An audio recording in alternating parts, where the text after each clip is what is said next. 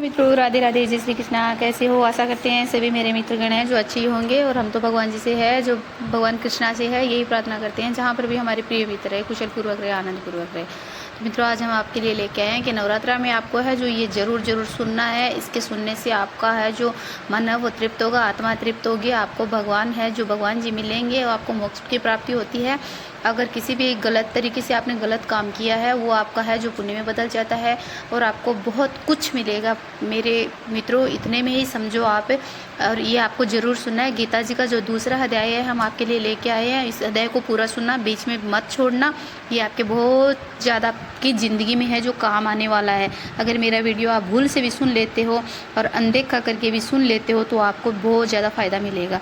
तो हम गीता जी के दूसरे अध्याय को है जो आपको बताते हैं और आपका भी सौभाग्य बनेगा रहेगा कि आप भी आपको इसका सुनने का अवसर है जो मिला और हमें सुनाने का मिला है ना। तो मेरे प्यारे मित्रों, आप जो चैनल पे नए हो तो चैनल को प्लीज़ सब्सक्राइब कर लीजिएगा, बेल आइकन का बटन जरूर दबा लीजिएगा, ताकि जैसे ही हम अगले अध्याय भी डालेंगे, 18 अध्याय गीता जी के पूरे हैं तो सारे के सारे डालेंगे, तो आपको है जो तुरंत डालते ही उनकी जानकारी मिले और आप सुन पाओ है ना। और आप भी अपनी ज़िंदगी में है जो आनंद ले पाओ है ना, अच्छे से जी पाओ। तो अभी हमें जो बताते हैं कि पहले श्लोक बता देते रहे कि अर्जुन कहे श्री कृष्ण को, सुनो कृष्ण भगवान, देखना चाहूँ जो आज में दोनों सेन महान जो वीर लड़ने आए, क्या क्या उनके नाम सेन संग कितने लाए। रथ मेरे को ले चलो दो सेना दरमियान, बेजर मानो मम कथन सुनो कृष्ण भगवान। ये इनके श्लोक थे। अभी हम है जो दूसरा अध्याय है जो स्टार्ट करते हैं।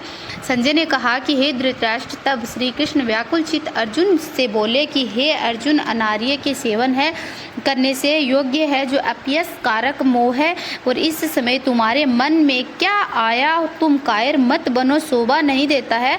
तुम हृदय की दुर्बलता को त्याग कर युद्ध के निमित्त खड़े हो जाओ। अर्जुन ने कहा, हे मधुसूदन, मैं रण में पूजे भीष्म और द्रोणाचार्य के ऊपर है जो बाण प्रहार कैसे करके युद्ध है जो करूं, गुरुजनों को मारकर है जो अपने है जो रक्त से है सने भोगों को कैसे भोगूंगा। तो हम नहीं जानते हैं कि संग्राम में हम दोनों में से कौन जीतेगा। यदि हम जान भी ले तो भी जिनको है जो हम मार के है जो हम जीवित रहना नहीं है जो चाहते। वही धृतराष्ट्र के पुत्र हमारे सामने प्रस्तुत है और मैं आपसे पूछता हूँ कि जिससे निश्चय करके मेरा भला हो वह मुझे समझा कर कहिए, क्योंकि मैं आपका शिष्य हूँ। तो मुझे शिक्षा दीजिए। तो मुझे पृथ्वी का निष्कंटक राज्य मिल जाए और देवताओं का भी है जो अधिपत्य मिल जाए। तो ऐसा कोई उपाय नहीं दिखता है कि जो मेरी है इंद्रियों के शोक को दूर करे। हे गोविंद, मैं युद्ध नहीं करूँगा। यह कहकर अर्जुन चुप हो गया। संजय बोला, हे राजन, दोनों सेनाओं के मध्य में खिन्न होकर बैठे अर्जुन से श्री कृष्ण ने ये वचन कहे, अर्जुन, जिनके लिए शोक नहीं करना चाहिए तू उसके लिए शोक करता है, और पंडितों के से भी वचन तो कहता है, परंतु पंडित लोग न मरों का शोक करते हैं और न ही जीवितों का शोक करते हैं। यह बात असंभव है कि मैं पहले न था, तुम न थे, और न ये राजा भी न थे और इनके बाद नहीं रहेंगे। जैसे देशधारियों की इस देह को लड़कपन, जवानी, बुढ़ापा ये अवस्था होती है, तैसे ही मृत्यु के बाद दूसरी देह भी होती है। इसलिए पंडित लोग मोह को प्राप्त नहीं होते हैं। हे नरश्रेष्ठ, सुख दुख को सम्मान मानने वाले जिस वीर पुरुष को ये ब्रह्म पदार्थ क्लेश नहीं देती है वह मोक्ष पाने का है अधिकारी है। असतः वस्तु का है तो अस्तित्व नहीं है और सतत अभाव नहीं है। इस प्रकार इन दोनों को ही है जो तत्व ज्ञानी पुरुषों ने देखा है और जिससे सारा संसार व्याप्त है। इसको उसको अविनाशी है, उसको अविनाशी जानो, क्योंकि इस नाश रहित आत्मा का विनाश करने में कोई समर्थ नहीं है। अतएव हे भारत, तुम युद्ध करो। जो पुरुष इस आत्मा को मारने वाला तथा जो मरने वाले मानते हैं वे दोनों ही ज्ञानी नहीं है, क्योंकि यह आत्मा न मरती है और न ही मारती है। आत्मा न कभी जन्मती है और न ही कभी है जो मृत्यु को प्राप्त होती है। नष्ट होने पर भी वह नाश को प्राप्त नहीं होती है। जो पुरुष इस आत्मा को नित्य अविनाशी निर्विकार और अजन्मा जानता है वह जिसको घात करावेगा और किसको मारेगा। जिस प्रकार मनुष्य पुराने वस्त्र को फेंक कर नए वस्त्र ग्रहण करता है, उसी प्रकार आत्मा पुरानी देह को छोड़कर और नई देह धारण करती है।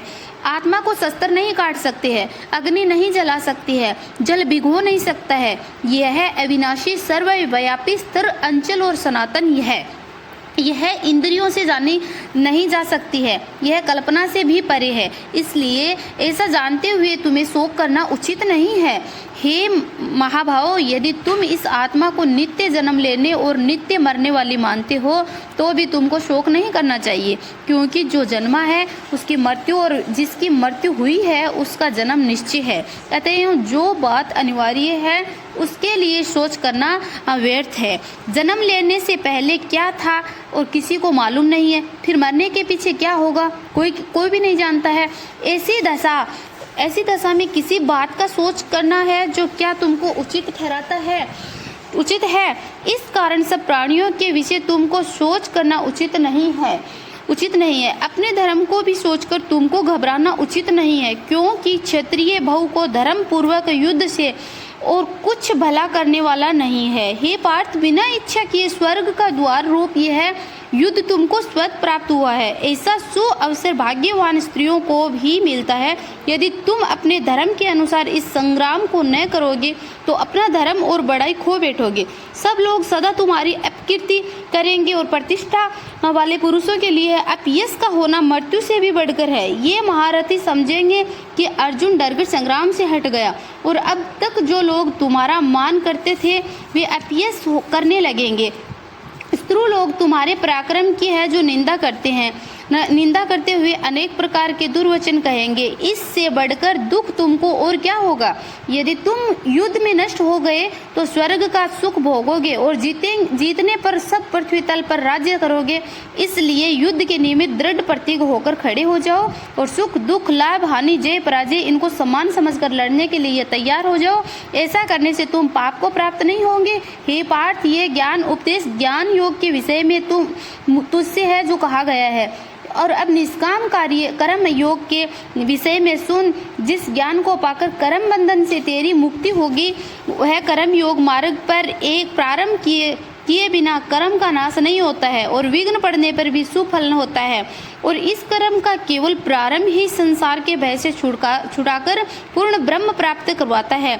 निश्चय करने वाली बुद्धि इस निष्काम कर्म में एक ही है और कामना वाले पुरुषों की बुद्धि एकाग्र नहीं करती है। हे अर्जुन, अज्ञानी उस पुष्पिता वाणी को ही स्वर्ग सुख से बढ़कर कुछ भी नहीं समझते हैं।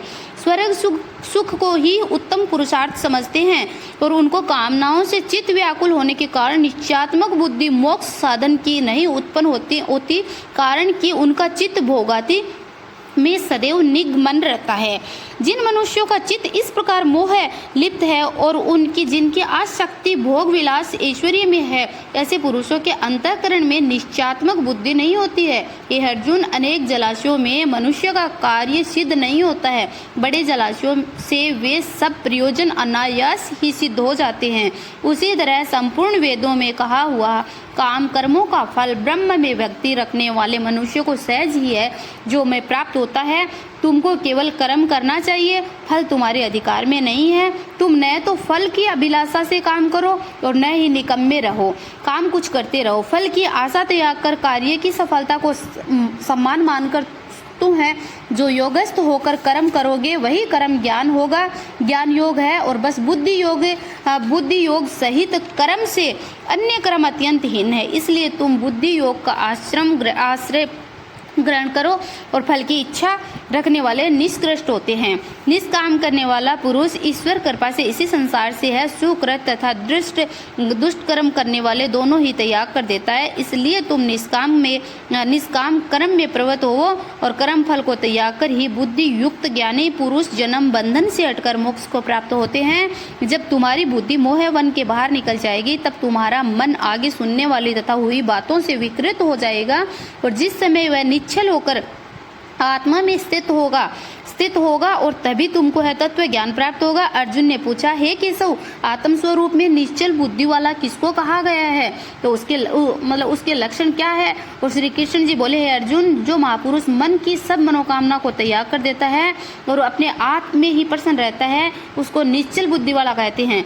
दुख में किसके मन को खेद नहीं होती है और सुख में किसको आसक्ति नहीं होती है। प्रीति, भय, क्रोध जिसके जाते रहते हैं वह महात्मा स्थिर बुद्धि वाला मुनि कहलाता है।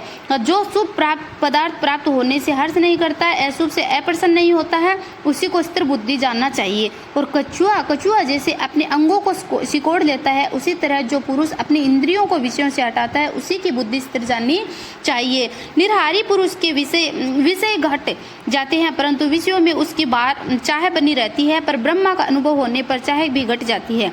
हे अर्जुन, मोक्ष में प्रत्यक्ष करने वाले विद्वान व्यक्ति को भी प्रबल इंद्रिय बलात्कार से उसके मन को जीत लेती है, और इसलिए सब इंद्रियों को विषयों से रोक मेरे विषय तत्पर हो जावे। जिसने इंद्रियों को वश में कर लिया है, उसी की बुद्धि निश्चल हो जाती है। जो पुरुष विषयों के ध्यान में रहता है और उसकी प्रीति हो जाती है, प्रीति होने से कामना होती है, इससे इच्छा के पूर्ण न होने से क्रोध की उत्पत्ति होती है, और क्रोध से अविवेक होता है, और अविवेक से स्मरण शक्ति नष्ट हो जाती है। स्मरण शक्ति के नाश होने से है जो बुद्धि क्षय हो जाती है। जिसकी बुद्धि का नाश हुआ है वह विनाश को प्राप्त होता है। और जो पुरुष राग द्वेष से रहित हो, अपने मन को वश में रहता है, वह शांति को प्राप्त होता है। शांति मिलने पर सब दुखों का नाश होता है। प्रसन्न चित्त वाले भी बुद्धि निश्चल होती है। और जो पुरुष योग युक्त नहीं है, उसकी निश्चल बुद्धि उत्पन्न नहीं होती है। ईश्वर में भावना नहीं होती है, भावना के न होने से शांति प्राप्त नहीं होती है। और अशांत को सुख कहाँ से मिलेगा? जैसे वायु को नाव जल में खींच ले जाती है, उसी प्रकार इंद्रियां उस पुरुष की बुद्धि का नाश कर देती है। इस कारण हे महाभाव, जिसकी इंद्रियां विषयों से सर्वथा रोक ली गई है, उसकी बुद्धि स्थिर है। और जो सब प्राणियों की रात है और उसमें संयमी जागता रहता है, और संयमी प्राणी मात्र जिस समय जागते हैं, मुनिजनों की वह रात्रि है। जल से भरे समुद्र में और नदियों का जल भरने पर भी वह अपनी मर्यादा पर रहता है। उसी प्रकार जिस पुरुष में इच्छा के रहने पर भी सब विषय भोग प्रवेश नहीं करते हैं, उसी को शांति मिलती है, और विषयों की इच्छा करने वाले को शांति नहीं मिलती है। और जो लोग कामनाओं को छोड़कर तथा इच्छा रहित विचारता है, वह शांति को प्राप्त होता है। हे पार्थ, ब्रह्म स्थिति है यही है, और ऐसी स्थिति मिल जाने पर प्राणी फिर मोह में नहीं फंसता है, और अंत समय में है निवारण ब्रह्मा को प्राप्त होता है। बोलो श्री कृष्णा की जय हो। मित्रों, दूसरे अध्याय का है जो हम मातम भी बता देती है आपको कि नारायण जी श्री बोले कि लक्ष्मी जी से कि हे लक्ष्मी, दक्षिण देश में एक पूर्ण नाम का नगर था। वहाँ पे एक है जो देव सुशर्मा नाम का बड़ा धनवान रहता था। वह साधु सेवा करता था, और जब संत सेवा करते हुए बहुत दिन बीत गए, तब एक बाल नामक ब्रह्मचारी आया था। उसकी सेवा बहुत ही करी और विनय करी है। संत जी बोले, मुझे कृपा कर श्री नारायण जी के पाने का है, जो ज्ञान उपदेश करो जिससे मेरे जीवन का कल्याण हो और मुक्ति होवे। तब ब्रह्मचारी ने कहा था कि मैं तुझे गीता जी के दूसरे अध्याय का पाठ सुनाता हूँ, और उसके सुनने से तेरा जो कल्याण है वो होगा। तू स्मरण कर, एक अयाली वन में बकरियां चराता था, और वहाँ में भजन करता था। और एक दिन रात को अयाली बकरी लेकर घर चला और मार्ग में ही एक सिंह बैठा था, और एक बकरी उसके सबसे आगे चली जाती है। देखकर शेर भाग गया। सब अयाली आश्चर्य में पड़ गए देखकर कि बड़ा ही चकित हुआ, और मैं वहाँ आ खड़ा हुआ। उस चरागाही ने मुझे कहा, मैंने यह आश्चर्य देखा है कि बकरी को देखकर शेर डर से भाग गया है। आज तक ये नहीं देखा। शेर बकरी देखकर भाग जाती है, लेकिन बकरी को देखकर शेर भाग गया है। तुम त्रिकालज्ञ हो, और यह वृत्तांत मुझे कह सुनाओ। और संत ने कहा कि हे अयाली, मुझे है जो एक पिछली वार्ता सुनाता हूँ, मुझे याद आ रही है, वार्ता सुनाता हूँ। यह बकरी पिछले जन्म में डायन थी, और जब इसका भ्राता मर गया था, तब यह बड़ी डायन बन गई, और फिर जिस सुंदर लड़के को देखे खा लेवे। यह शेर पिछले जन्म में फंदक था। वह पक्षी पकड़ने ने बाहर गया, तो और डायन भी बाहर बन को गई, तो वहाँ डायन ने है जो उस फंदक को खा लिया। तब वही फंदक शेर हुआ, और वह डायन बकरी बन गई। शेर को पिछले जन्म की खबर है, इसलिए बकरी को देखकर शेर ने है जो जाना कि अब तुझे भी खाने आई है। तब अयाली ने कहा कि मैं पिछले जन्म में कौन था? तब संत जी ने कहा कि तू पिछले जन्म में चांडाल था। अयाली ने कहा, हे ब्रह्मचारी जी, कोई उपाय भी है जिससे हम तीनों को है जो इस देह से छुटकारा मिल जाए। तब संत जी ने कहा कि हाँ, हम तीनों का कहाँ तुम तीनों का उद्धार कर सकते, हम तीनों का उद्धार हो सकता है। कहकर संत जी ने गीता जी के जो अक्षर सुनाए उनको। तब उसी समय आकाश से विमान आए और उन सबों को विमानों पे चढ़ाकर है जो बैकुंठ को ले गए। अधम देह से छुटकर देवदेही को पाकर बैकुंठ को गया। तब श्री नारायण जी ने कहा कि लक्ष्मी जी जो मनुष्य गीता जी के ज्ञान को पढ़े और सुने और अवश्य उसकी मुक्ति ही जो है मिलती है, उसे मुक्ति की प्राप्ति होती है। ये था मित्रों हमारे गीता जी का दूसरा अध्याय और दूसरे अध्याय का जो सार, और ये हमने बता दिया। आप पूरा सुनना। राधे राधे, जय श्री कृष्ण।